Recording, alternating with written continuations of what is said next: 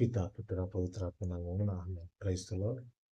ఈరోజు యేసు క్రీస్తు రాజ్య మహోత్సవాన్ని జరుపుకుంటూ ఉన్నారు. క్రీస్తు రాజ్య మహోత్సవం అనగా యేసు ప్రభుని రాజుగా గుర్తించడం, యేసు ప్రభువే దేవుడు అని తెలుసుకోవడం. ఆయన నిజమైన రాజు అయి ఉన్నాడు. మనం బైబిల్‌లో చూసినట్లయితే యేసు ప్రభుని రాజుగా అనేక చోట్ల చెబుతూ ఉన్నారనమాట. యేసు ప్రభు పుట్టినప్పుడే గాబ్రియేలు దూత యేసు ప్రభు గురించి చెప్తూ ఉన్నారు. ఆయన రాజ్యమునకు అంతమే ఉండదు. యేసయ్య పుడతాడు. ఆయన పుట్టిన తర్వాత ఆయన పెరిగి పెద్దవాడవుతాడు. దావీదు సింహాసనాన్ని స్వీకరిస్తాడు. తర్వాత ఆయన రాజ్యానికి అంతమే ఉండదు అని చెప్తున్నాడు. అంటే రాజ్యము అంటే ఈ లోక సంబంధమైన రాజ్యం గురించి మాట్లాడటం లేదు. యేసయ్య రాజ్యం ఎలాంటి రాజ్యం అంటే ప్రేమ రాజ్యం. యేసయ్య రాజ్యం ఎలాంటి రాజ్యం అంటే శాంతి, సమాధానం కలిగినటువంటి రాజ్యం.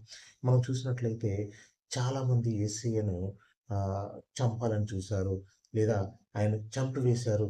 ఆ యొక్క యేసు ప్రభువుకు సంబంధించినటువంటి ఆ రాజ్యాన్ని, ప్రేమ రాజ్యాన్ని చాలా తోసివేయాలని, లేకపోతే దాన్ని పడగొట్టాలని గత 2000 పైన సంవత్సరాల నుంచి కూడా ప్రయత్నం చేస్తూనే ఉన్నారు. కానీ ఎంతగా వాళ్ళు ప్రయత్నం చేస్తున్నా కూడా ఆ రాజ్యం ఆగటం లేదు. కారణం ఏమిటంటే ఆయన రాజ్యమునకు అంతమే ఉండదు.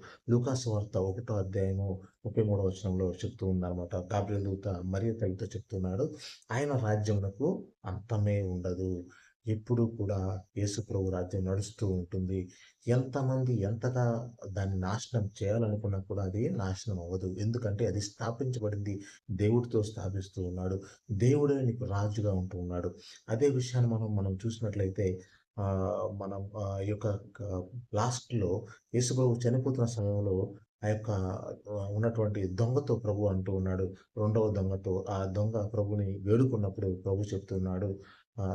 ఈనాడే నువ్వు నాతో పాటు నా రాజ్యంలో ఈ పరదేశంలో ఉంటావు అని ప్రభు పలుకుతున్నాడు. కాబట్టి